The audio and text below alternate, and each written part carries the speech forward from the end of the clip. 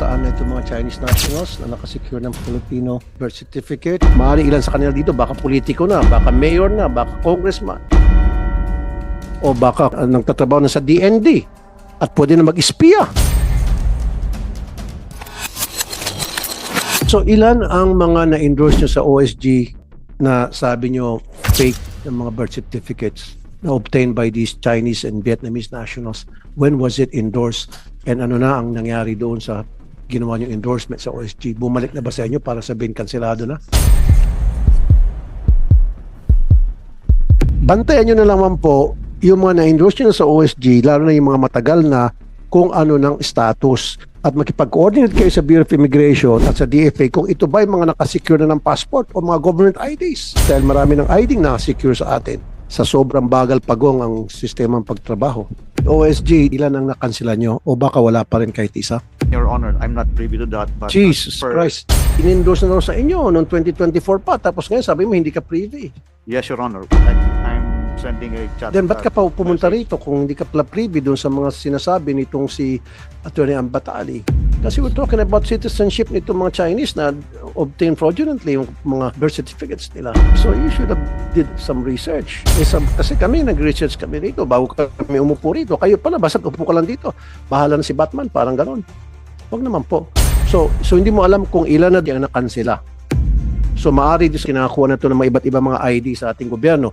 Maaari ilan sa kanila dito, baka politiko na, baka mayor na, baka congressman, o baka nagtatrabaho na sa DND at pwede na mag-espiya.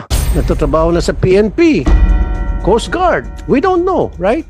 Because doon sa pagiging inutil niyo po dyan sa OSG, I'm sorry for the word, sir. NBI, ano na nangyari doon sa na-discover niyo in 2024 na merong 1,200 Chinese nationals na nakakuha ng Filipino birth certificate doon sa Davao de Oro?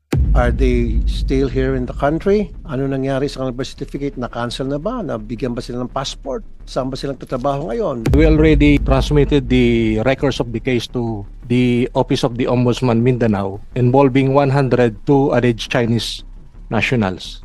Pero yung pong mga nagtatrabaho sa local civil registrar's office o maging yung mga possible na politiko na involved na para mabigyan ito ng birth certificate ng mga Chinese nationals na ito. At sino-sino po ito? The local civil registrar and the clerks of Santa Cruz, Davao del Sur. Ilan po sila? For and all, Your Honor. Hindi ba kasabot yung mayor? The mayor has no action. Kasi remember, these people are appointed by the mayor. Yes, Your Honor. Pero wala po siyang nakikita doon na pinipirmahan na kailangan i-approve niya o whatever. So we base our investigation on the documents. When was it forwarded to the ombudsman? We started forwarding the investigation result August 2024, Your Honor. So anong kasong pinile sa kanila? The first one is the violation of law on registration of civil status. Second is anti-fraud and falsification of public documents.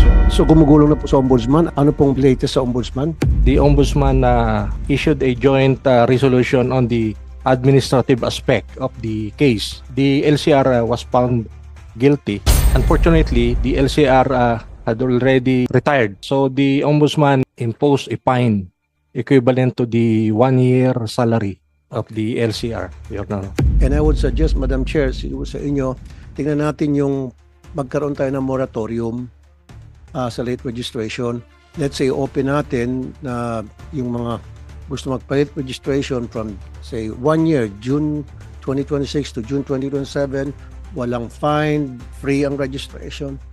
And then after that, yung mga magpapa-late register ng 10 years, old na sila, dumana sila sa korte para doon maging mabusisi na ang pag-screen ng late registration. Kasi sa ngayon, napakabilis tayo malusutan. Although na-devolve na po yung local civil register sa LGU, siguro tingnan natin yung possibility na itong mga taga local civil register, monitor dapat sila ng PSA. Kasi sa ngayon, Madam Chair, every time na magkaroon ng bulilyaso o problema tungkol sa late registration, nagtuturuan yung PSC at nagtuturuan yung local civil register office.